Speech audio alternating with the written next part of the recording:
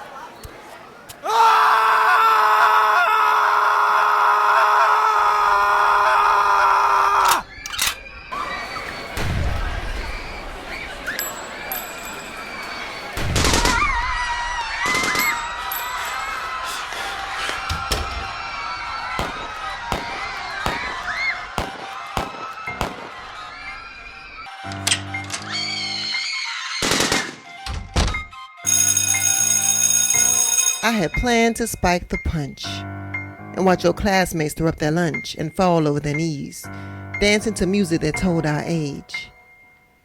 I had planned to gather with old friends who had to reintroduce themselves to me because their faces were somewhat familiar, but their bodies had changed, and I had pictured us all competing for the best memory to discuss, digging up good times and embarrassing moments of our prime to thrust before an audience we trust. Those considered good people by us. Teachers, doctors, and shrinks. Preachers, priests, poets, soldiers, plumbers, and computer heads, all working to get ahead 5 days of the week. People who early in our lives didn't think to govern what we speak, and now, so many are buried 6 feet deep. They call me one of the lucky ones. And you, who claim not to remember. Despite the fact that we were both interviewed by the press last November, on the anniversary of the day the sky turned gray and rained blood on our hands. You say that from where you stand, your hands have always been clean. And my description of the sky, and all the moments that transpired, lean a little to the left, for I haven't been as righteous as yourself. As if you don't remember your part, your role in making him. You say he must have slipped your mind, or that I made it up, the madness, the sadness, him. Never really did know his name. Perhaps it was Dillian, Mark, or Cho, or anything but the names we gave him, good for nothing, slow. He tried to tell us his name, but we said, no, you are nothing. No, you are less than nothing. You don't remember that? Him. He was a skinny boy, never picked for games. The one that was so ashamed for being left out that he backed out and into the shadows where he stood in the rain so that no one could tell he was crying. Wolf, you said. He was the one that was disliked, for the sake that someone had to be disliked in order for our circle to take flight. Couldn't feel high unless someone was underneath our wings.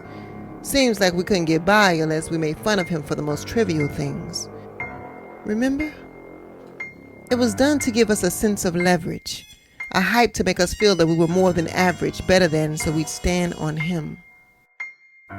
He is the one that every kid on the court laughed at, and even the wimpy ones fussed at. The slightly awkward, can't get right, don't fit in because he's trying too hard to be our friend, stumbling over his own 2 feet type, the one us kids call crazy freak like his mother hadn't given him a name. He was the one who failed English class because he wouldn't speak, since you told him that every syllable he had was weak. Which is why he remained silent and discreet about, well, you know what about. Because I know you remember. You were there leading the pack, and I foolishly had your back. I bet we were the main ones he was looking for during the attack. Scrolling through the hallways with his AK loaded with rage and hurt and cold heart because our part, remember just why they call us the lucky ones. Is it because we were absent the day the students and faculty heard a mute scream? Lucky are we? They say this unaware that the dead haunts my dreams. Lucky, lucky, lucky, they say. And you shy away. Well, I know you remember.